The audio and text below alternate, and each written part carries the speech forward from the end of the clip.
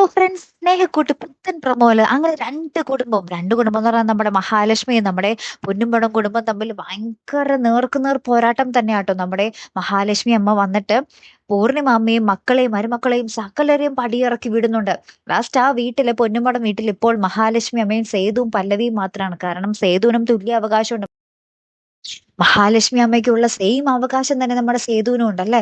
അപ്പൊ സേതുവും നമ്മുടെ മഹാലക്ഷ്മി അമ്മയും കൂടെ അവിടെ ഒരു നല്ലൊരു വാക്ക് തർക്കം നടക്കുന്നുണ്ട്. മഹാലക്ഷ്മി അമ്മ നമ്മുടെ സേതുവിന്റെ കർണത്തടിക്കാൻ പോകുമ്പോൾ നമ്മുടെ സേതു മഹാലക്ഷ്മി അമ്മയുടെ കൈ തടഞ്ഞു നിർത്തിയിട്ട് പറയുന്നുണ്ട്, ഇവിടെ നിന്ന് നിങ്ങൾ ഇറക്കി വിട്ട പൂർണിമാമയും മക്കളെയും മരുമക്കളെയൊക്കെ ഞാൻ ഇവിടെ തിരിച്ചു കയറ്റിയിരിക്കും. ഒരു മകന്റെ അവകാശം എന്താണെന്ന് നിങ്ങൾ അറിയാൻ പോകുന്നതേ ഉള്ളൂ എന്നും പറഞ്ഞിട്ട് ആ ഒരു പെറ്റ തള്ളയും മകനും കൂടിയുള്ള പോരാട്ടം ആട്ടോ ഇനി നമ്മുടെ പ്രൊമോയില് കാണുവാൻ സാധിച്ചതേ.